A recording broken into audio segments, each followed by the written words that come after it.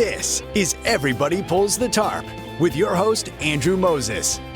Each week, Andrew talks with Olympians, pro athletes, TV stars, Grammy winners, best-selling authors, CEOs, and other high performers to uncover their success secrets. My guest is Washington Commanders running back Austin Ekeler. Every day we write a page of our life. The best thing is you have the pen in your hand. Three-time Olympic gold medalist Tessa Virtue. Welcome back to Everybody Pulls the Tarp. Thanks for thinking of me, and I'm a big fan of the podcast and of yours. So anytime you text or call, I'm here. Mike Mills from REM. The key to that was realizing at some point fairly early on that this was probably our life's work. Every conversation is jam-packed with inspiration and actionable ideas. My guest is 2023 WNBA Coach of the Year, Stephanie White. The hardest thing for a coach is trying to prioritize how much time you put in one area or another.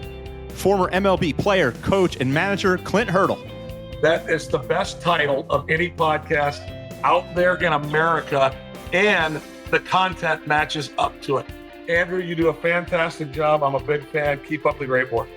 World-renowned organizing expert Shira Gill. You can improve your life simply by removing things. Get ready for a behind-the-scenes look at the techniques, processes, and mindsets powering the world's most successful people. Let's go. Hey everyone, it's Andrew, and welcome back to Everybody Pulls the Tarp. I can't wait for you to hear the conversation that I'm about to share. This week, my guest is Brooks Schaden. Brooks is the co-founder and co-CEO of Tom's Watch Bar. Tom's Watch Bar is a fast-growing premium sports bar concept that is reinventing fan engagement and turning sports viewing and entertainment into a destination experience. Tom's Watch Bar was named FSR Magazine's 2026 Breakout Brand of the Year. In 2025, the company's footprint grew approximately 50%. And here in 2026, the company is continuing its rapid growth. There are 19 Tom's Watch Bar venues, and the company plans to open even more venues by the end of this year.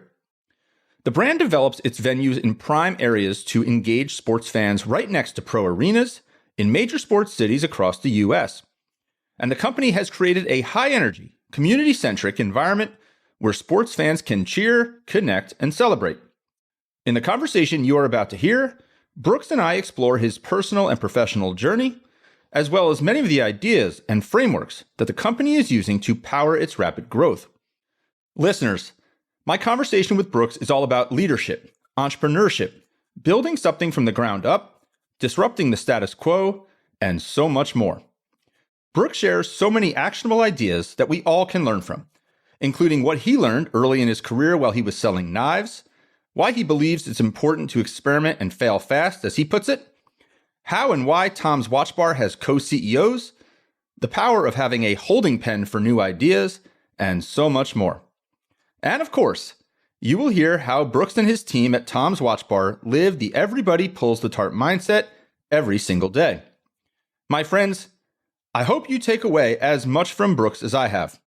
Oh, and one more thing. This podcast is presented solely for educational and entertainment purposes. It is not intended to be a substitute for the advice of a physician, psychotherapist, or other qualified professional. So, let's pull the tarp and get straight to Brooks Schaden. Brooks, where I wanted to begin, I want to go way back. When you think about your childhood, was business and entrepreneurship always something that you took an interest in? Yeah, it's interesting. Yes and no. I think with a lot of people, you're shaped and morphed by what your parents are doing. My dad was always in business, so business was definitely a part of it. And there was always a little bit of an entrepreneurial side.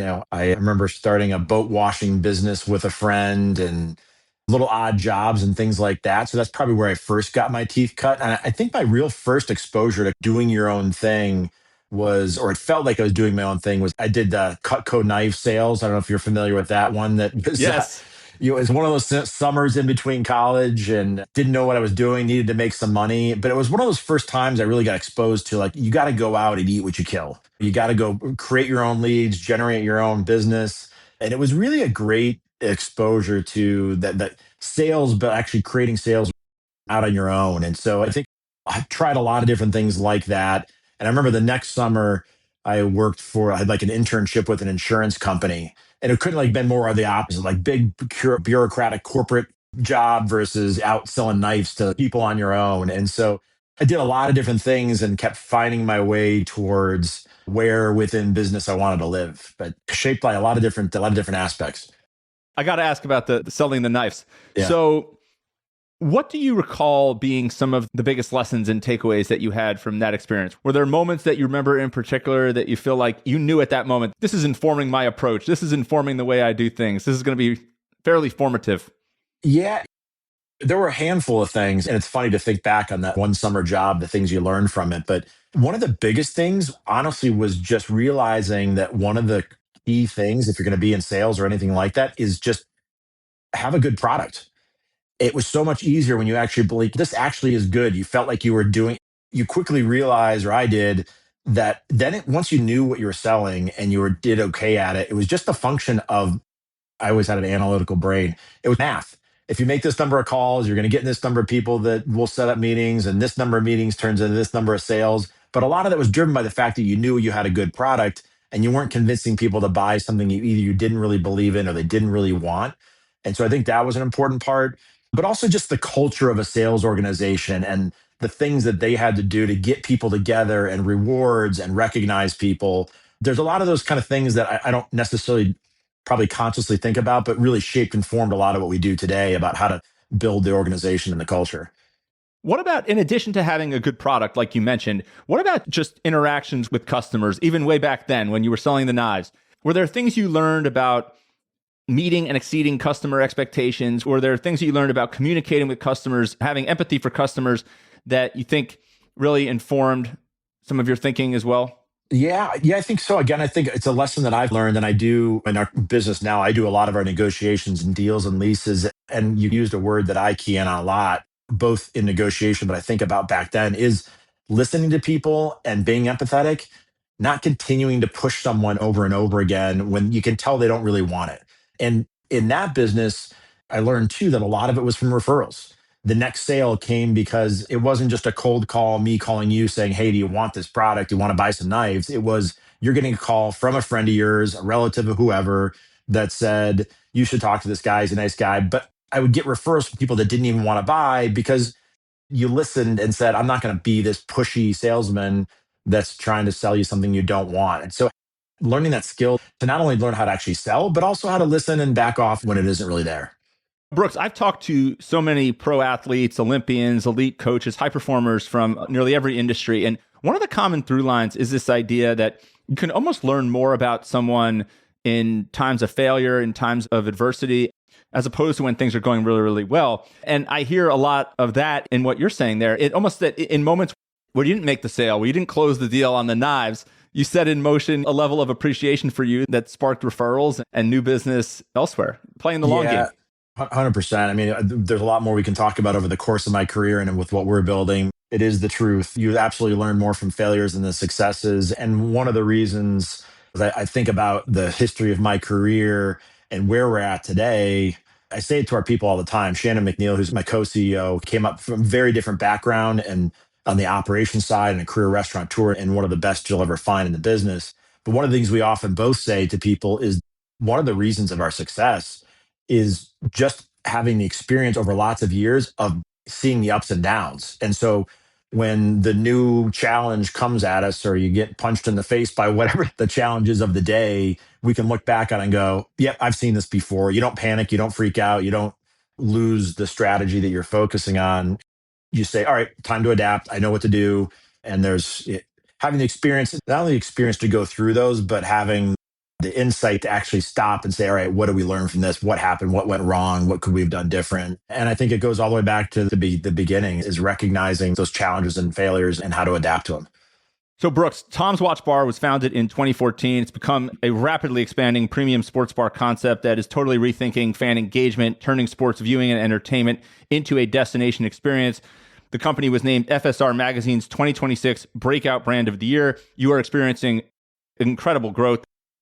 The company's footprint grew approximately 50% in 2025, with plans to expand even further here in 2026. I always like to ask founders and entrepreneurs to take me back to the moment when you determined that this idea, this concept was something that you couldn't let go. You had to move forward. Take me back to that moment where you said, hey, this is something that I have to do. Yeah. Again, I'll maybe give a little bit longer background to it just because I think a lot of that comes from seeing things in my career that worked and didn't work. I took a more, prior to Tom's, took a little bit more of a traditional kind of corporate path. I was in investment banking, M&A, got my MBA, went to New York. And I think I realized at some point along the way, taking me back to the roots of the going to sell knives, it was really different and realized I wanted to go step off the kind of corporate treadmill, for lack of a better phrase.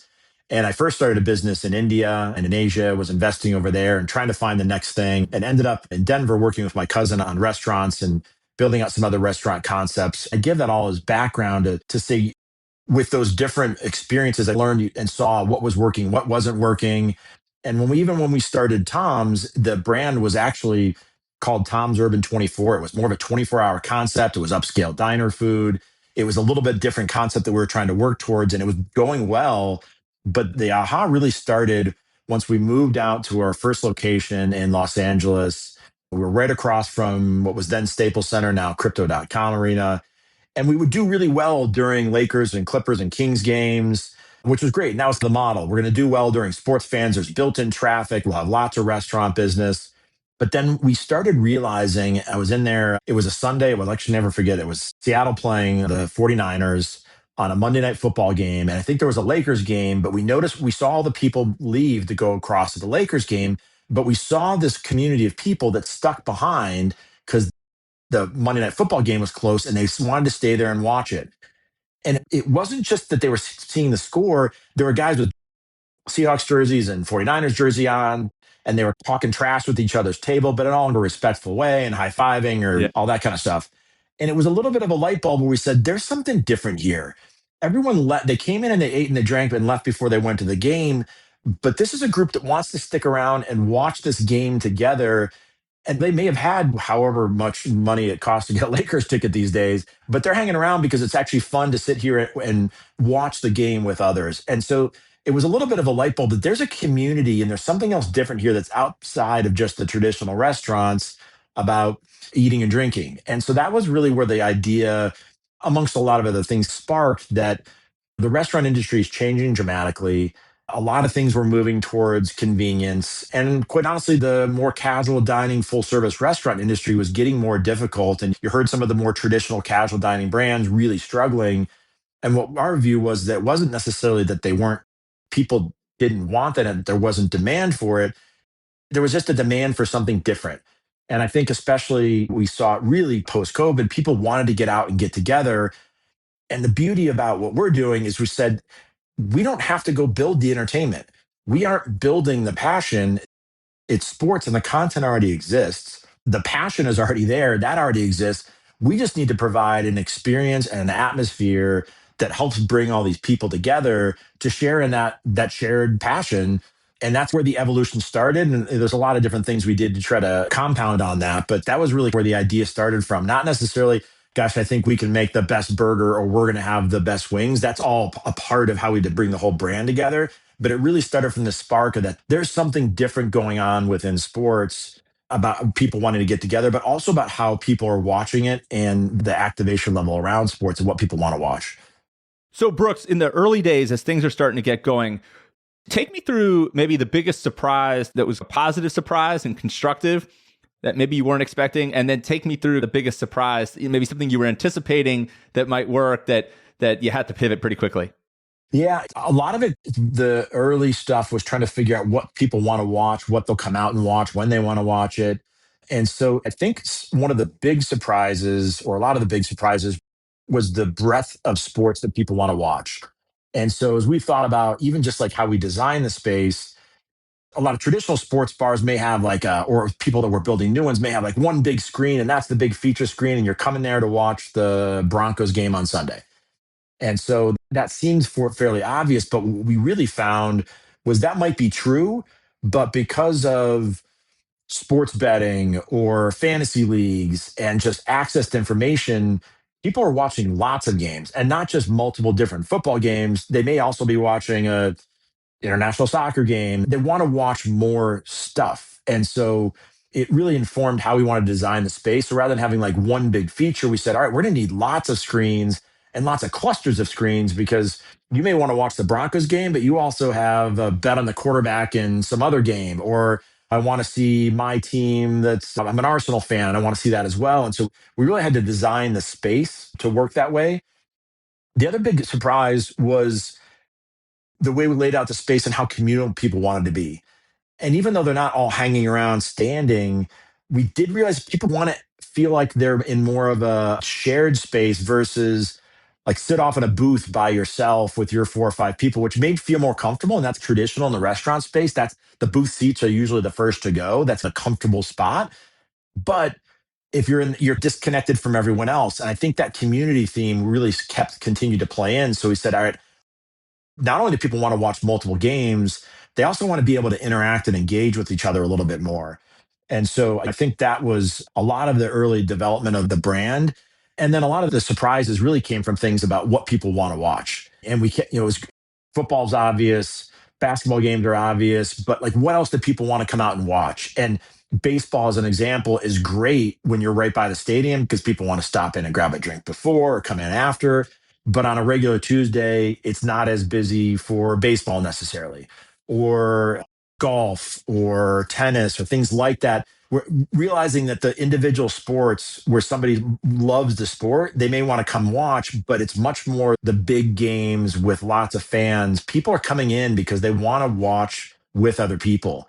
And so again, I think a lot of the surprises were understanding that these days you can watch whatever you want at home. You can sit on your couch and you can buy an 80-inch TV from Costco and you can get whatever you want.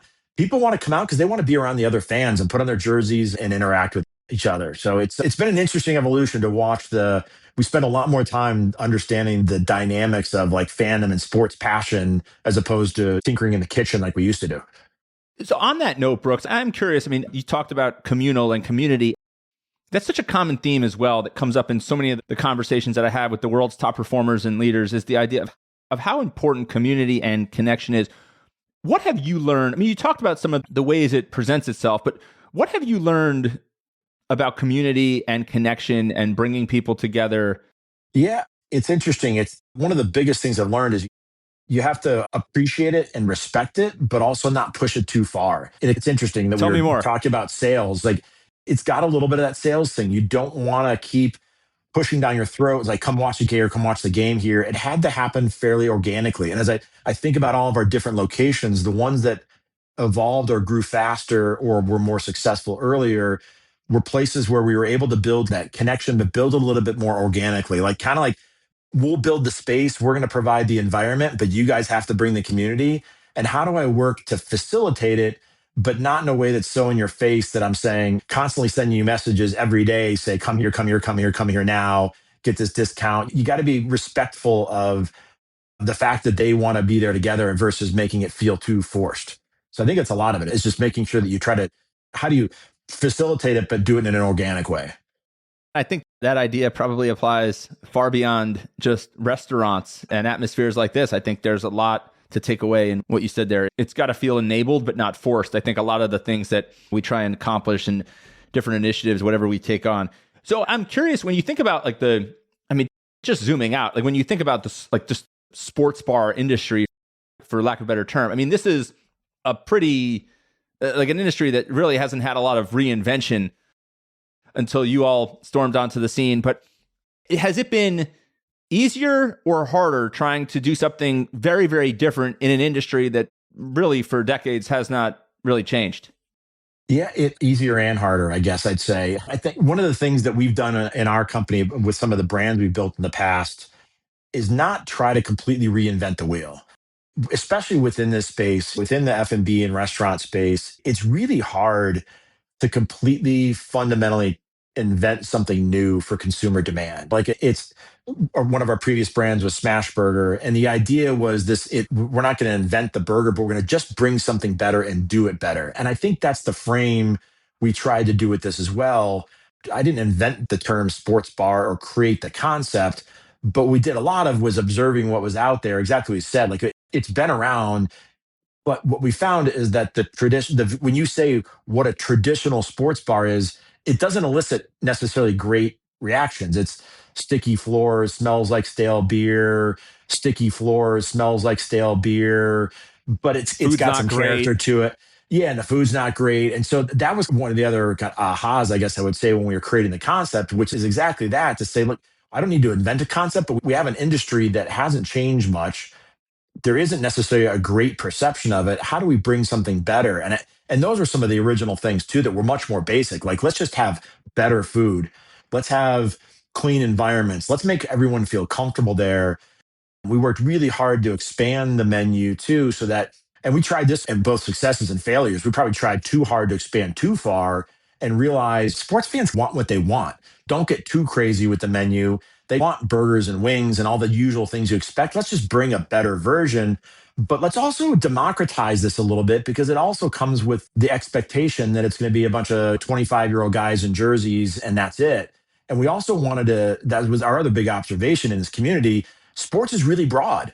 Let's make sure we appeal towards everybody. I mean, our demographic mix is about 52-48 male female. It's really balanced. And it was really intentional in the design of the space, the design of the menu, to be broad enough that we brought something that everybody wanted. And so those were the things I think we had to learn the hard way a lot of times. You said, was it easy or hard? I think it was easy in that we felt like we identified a need and a demand in the market for something, that there's a huge demand for sports bars. How do we bring something better? But then defining what better means was a learning process along the way. What does make it better? What does make people want to come out was really a learning process. All right, everyone. We'll get back to the conversation momentarily. But first, I want to tell you about my free weekly email newsletter, Tarp Pullers. Each week, I share an uplifting and inspirational tarp pulling story that is sure to brighten your day. And I also highlight some of the most powerful ideas I've learned on my journey talking to 200 and counting of the world's top performers. The newsletter is short, concise, and a reader recently told me this. She said it makes her day every time it hits her inbox. Go to everybodypullsthetarp.com/newsletter to sign up today. Brooks, when I hear you describe all of that, I just keep coming back to this idea that it's not necessarily one big thing that's different. It's a lot of little things that you just make a little bit better. Yeah. And that's where sometimes the victories are. But that's not easy to do, right? You described it really eloquently there, but I know a lot of work goes into all that. How do you go about, whether it's in your business or just thinking more broadly, like how do you go about identifying all of those little areas where some incremental improvement could have some outsized impact? And then how do you stay so focused and relentless on that one air quote little thing that has a big impact to actually bring it to fruition?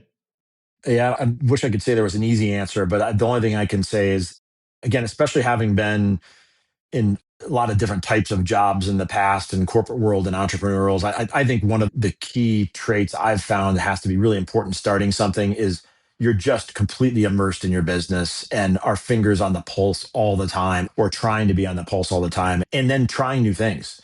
Because I think it's really easy to say, you can plan everything out. We're going to roll out some new product design, whatever it might be, spend 4 or 5 months on it, try it, test it a year later. You can't afford to do that when you're starting out. It's got to be, I have an idea.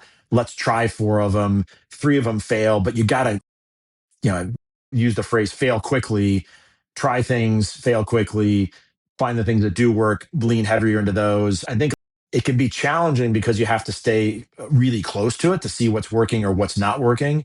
But the other thing that's really important, it's a phrase or a quote that I think I heard from, it might have been a Bezos quote or something like that, but said, you got to be really careful because we have enough ideas to kill the company. And so it's balancing that. How do you try a lot of different things, but also making sure you don't throw all these new ideas at everyone and drive them all nuts? And especially in the restaurant business, like right now, it is during March Madness here, and we're talking, this is our biggest month by far. All of our restaurants will be all packed. Worst thing you can do is have a lot of great new ideas right now and trying to cram them down the throats of our operating team. You'll drive them nuts. Let them execute. I mean, this is a really, really hard business to run, especially on these really busy days. And we have the best operators in the world that know how to do this. I mean, it is really, truly, the concept's great, but executing this concept at this scale on these kinds of days, is incredibly difficult. And we've had to attract the right talent to be able to execute on that. So balancing that, your core operational talent with great, I got lots of new ideas, especially in this business, it's really interesting to try to find that right balance of how do we try new things and test new things to get the business better, but also do it in a very paced and disciplined cadence so we don't screw up the core of the business. Brooks, what do you look for in the people that operate the individual Tom's Watch Bar locations? Are there key ingredients that you look for in people that you just know there's a high likelihood that they're going to be successful in what you're trying to accomplish? Yeah, a lot of it's pretty subtle and nuanced, I would say. And Shannon, as I mentioned before, my co-CEO really drives the operational side. And again, his experience in this industry is really unmatched from a drive, desire, balance, breadth of approach. And his background, just to give some sense, he worked in Darden and Red Lobster and Texas Roadhouse and Cheddar's and some bigger brands where he built that kind of same depth and breadth of experience, but then brought also that entrepreneurial desire as well. And so I say that as backdrop to say that he's seen and we've seen a lot of different types of people and personalities that we think are successful. And what we're really looking for is a lot of that drive and ownership mentality, just like we have. And so we actually even set up a compensation structure where most of their pay of our managers, we call them operating partners, they take a minimal base salary, but then they take a big percent of their bottom line in their individual location. And it's been really important for us because these aren't just a local side street burger restaurant. Some of these locations are really big and really big volumes, and it's a lot to manage. And so we want them to act like owners and bring their own ideas to the table, not just cram everything down their throats. And so I think it's that a lot of it's really more that heart, that fire in the belly is probably those kinds of things are a lot more important. I'll take the attitude, the passion, the desire, and the drive much more than like technical skills. I mean, certainly you have to have some experience, but it's really much more of an intangible drive and desire, I think, that's really important in our people than just do you check a certain number of boxes. I have always said, I would take the person with the passion and the hunger and the energy for it any day over the person who just has the certification or the technical expertise. You obviously need a mixture of the technical expertise and the passion and the hunger, but drive and enthusiasm can overcome a lot of shortfalls in maybe the quote unquote prerequisites. You've mentioned the idea a couple times here. You've alluded to your co-CEO. I want to dig into that a little bit. Co-CEO, from a leadership perspective, how do you two divide and conquer? How does that work? What does that look like? It's not unique just to Tom's Watch Bar. There are other companies who set up the leadership structure that way, but curious to dig into that. It's not the most common framework. Yeah, it's interesting. I grew up thinking it didn't make any sense. And I was in the investment world before, and I'll never forget sitting in front of somebody trying to raise money. This is many years ago. Somebody asking, who's the decision maker? And they're like, well, what do you mean who's the decision maker? They're like, no, there's got to be one person making one decision because otherwise I don't know who to blame for things. And it sat in my head that the idea of joint leadership doesn't really work. But I have to say, it's a unique situation and a unique partnership. I think that the way we tend to divide things is Shannon simplistically runs more of the operational side. I run more of the kind of finance and strategy side. But of course, at this company, at this stage, things interact and meld a lot. But we bring a really good balance, and both from a technical side, but also just a partnership. I mean, Shannon is just as much as he's a co-CEO and a business leader partner, he is a friend and like a brother to me. And so there's an absolute implicit trust. And not that we necessarily always agree on everything, but we can have direct conversations. There's no one-upsmanship or politics between us of who's really the leader or not.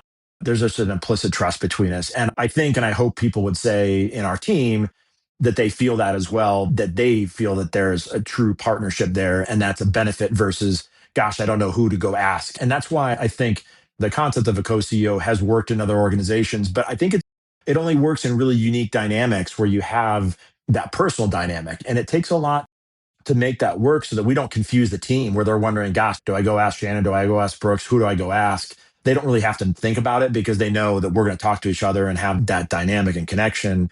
But the other big reason we really did it is in this business, I found you have to be really careful with the balance of what the priorities are. we use the analogy a lot of the three-legged stool. You have to make sure that any decision fits for shareholders, fits for customers, and fits for operations.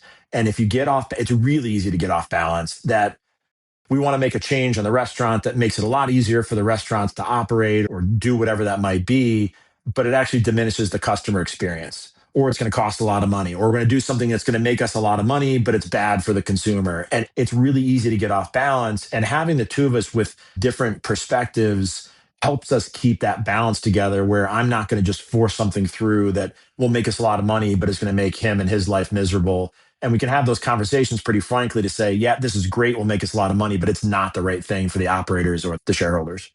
Brooks, when you zoom out and you think about your whole career, and you described a lot of it, but your background in finance and investment banking, is there one thing in particular that you feel like you had to really focus on unlearning and rewiring the way you think as you went into this particular endeavor? Yeah, and I don't know if it's necessarily specific to this endeavor, but it's funny you say that. The immediate thing that comes to mind was going from working in more of a company or a corporate world into more the entrepreneurial world. You become very almost like institutionalized with a process of progression up the ranks. I mean, it's a cliche, but right, climbing the corporate ladder is a real thing. And there's a way that companies operate that you're playing the politics, or you do these things to get this level, to get this title. And then all of a sudden you get out of it and you realize those titles mean absolutely nothing to anyone in the outside world. And the biggest kind of fundamental change, and I've had a lot of conversations with people in the past that ask for advice or mentorship about starting things, is changing your mindset that the number of hours you worked or the title you had or any of that means absolutely nothing. When you're running your own business and you're building your own thing, all that matters is the result in front of you. Nobody cares if you worked till midnight or you left at noon. It's what are the results, and are you getting the things done that need to get done? And it is a bit of a mentality shift that I've seen even for people we've hired in the past that come out of that world. It's hard to shift into this mentality that's, you need to focus on the priorities that's going to move the needle for our business right now, today.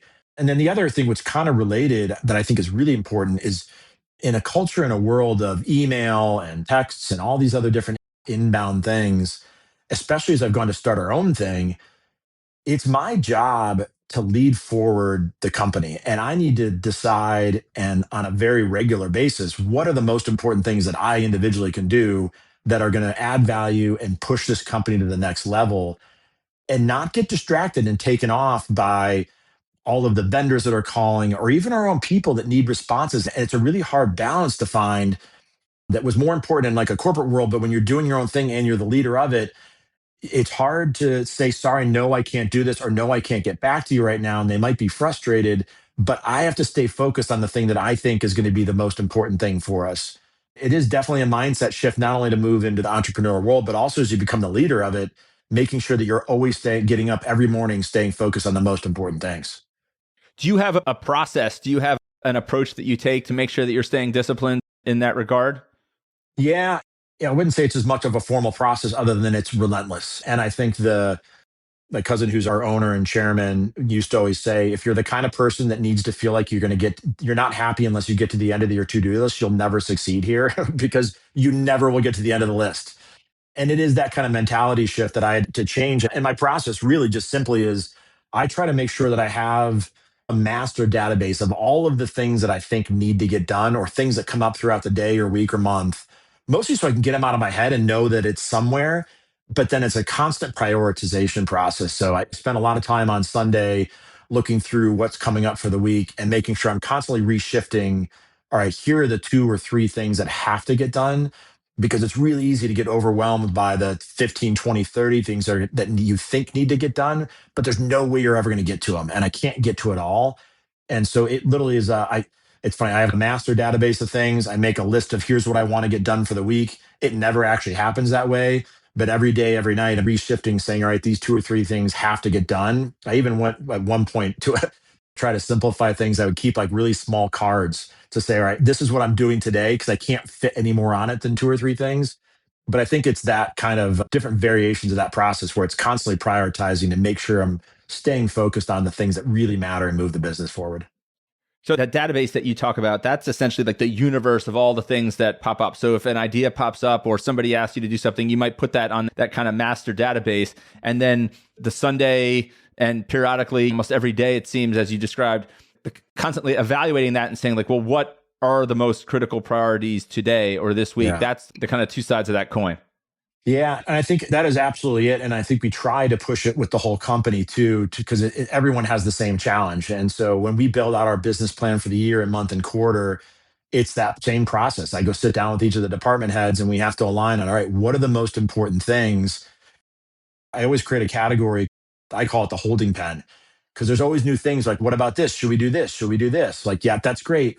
Let's put it down in the holding pen so that you don't think it's not important, or I'm not saying we shouldn't do it. It's just we need to stay focused on these two or three things. And really importantly, making sure that those all align with the whole company. We often talk around a lot around here. We use a lot of sports analogies, as you might imagine, but we always talk about running the play. And that I make the analogy to backyard football when you're a kid versus pro team and Tom Brady behind the center. When you're kids, you just say hike and everyone runs out in different directions. When you want to run a professional organization, you got to have plays, but you got to make sure everyone's running the same play. Because if I'm expecting you to do a button hook and you're not there, it doesn't work. And that same thing happens in a company. All of the things that you may think as the finance or accounting team or operations team or training team might be important. It's not that they're not important. We just got to make sure we're all running in the same direction, and that I can't execute that thing I'm trying to do if you're not executing all of the different support functions that all roll up to the same place. Brooks, I love a good sports analogy. After all, this podcast is called Everybody Pulls the Tarp. It's all based upon an experience that I had over 20 years ago interning in minor league baseball. And many listeners have heard this story probably many times, but I show up on the first day thinking I'm going to work in the front office, learn the business of sports, and I quickly learn that the team's general manager wants me to bring a pair of old clothes to keep at the ballpark so I could pitch in and help the grounds crew pull that tarp on and off the field whenever it rains. The fundamental reason that he was asking me to pitch in and all the other interns to pitch in that capacity was because a major league grounds crew might have 25 or 30 people dedicated on game day to pull the tarp. In the minor leagues, we had a grounds crew of 4 or 5, so everybody had to pitch in. It wasn't just me and the other interns. It was the general manager and the CFO and the chief marketing officer, all of us interns and everybody in between. And it didn't stop there. I dressed as the mascot for a week or so when the mascot went out of town. I parked cars. I drove players to the airport. I cleaned up fireworks debris from center field when the fireworks debris had blown into the outfield and we had a game the next day. I did anything that was asked of me, and it really was just a formative, incredible experience that shaped me not only as a professional, but as a person in general. And ever since then, I have believed that the world's best teams, companies, communities are powered by tarp pullers, people who live the everybody pulls the tarp mindset. And so I love a good sports analogy. So no need to apologize on the sports analogy.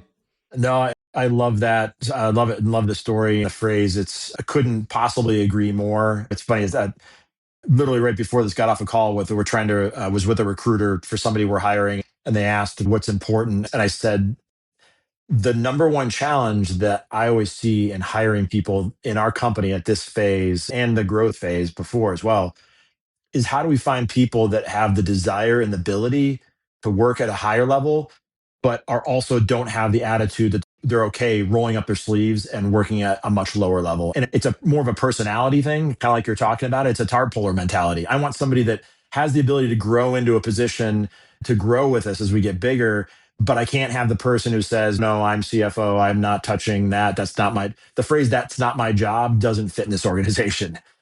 We often, you say, you got to wear a lot of hats. And I've got all kinds of great pictures of opening restaurants where everybody from the top to the bottom of the company is, I can tell a lot of stories about me in there on my hands and knees, washing floors and ripping out beer lines and whatever it takes to get the place open. I couldn't possibly agree more. You absolutely have to have the tarp puller. So I'll start stealing your analogy as well, but along with lots of other stories. The one thing I will say, though, it's interesting, and this is a new learning for me, quite frankly, is it becomes almost like a source of pride, which is really great. It's a cool culture to build that everyone feels like I'll do whatever it takes. And we all went through COVID together. I mean, we went from, at that time, probably 400 employees down to 3 within 1 week and then had to go slowly build it back up. And so there's a lot of pride and culture around wearing a lot of hats and doing whatever it takes. But I'm also finding that as you start to get a little bit bigger, you do need to start taking off a couple hats, and you do need to start saying, all right, I might be the head of finance. And even though I'm head of finance, I'm also doing insurance and whatever other 20 jobs you have to do just because you have to do it, right? But it starts to become a source of pride and part of the culture. But as you get bigger, you can't do everything. And you need to start taking off the hat to be like, all right, I'll now pass off the training function or whatever else it might be to somebody else. And so it's been interesting as we get a little bit bigger. How do you maintain that do whatever it takes culture, but also become a little bit more systematized and process and welcome new people in and be okay to say, you know what, thankfully, I'm going to bring in the expert for this job so I don't have to do it because I didn't even know how to do it before. That's an idea that comes up often when I talk about this. Everybody pulls the tarp idea. And as things scale, should you delegate? And the answer that I tell people is you should always be on the lookout to delegate and bring more people under the tent and make sure that people are being used to the highest and best use. However, the key to being a tarp puller is being willing to always pitch in if needed. And I know, based on our conversation today, if there's a floor that needs to be mopped, if there's a beer line that needs to be fixed, if there's a soda fountain that needs to be adjusted, or a burger that needs to be taste tested, you're the guy. Yeah. There's no question you're going to pitch in. You're 100% right. And I think it's an important part of the DNA of the culture. And like I said, I'm in our office here and there's lots of people doing lots of things. And that's the most productive and most efficient. But if Nikki, who's our operating partner at Denver right now, called and said, we got a flood in the back or 10 servers didn't show up, this whole office would be running out here like there was a fire drill and running down there and doing whatever it takes to get it done. Absolutely love it. Brooks, this has been such a fun conversation. Thank you for being so generous with your time at the busiest time of year for Tom's Watch Bar.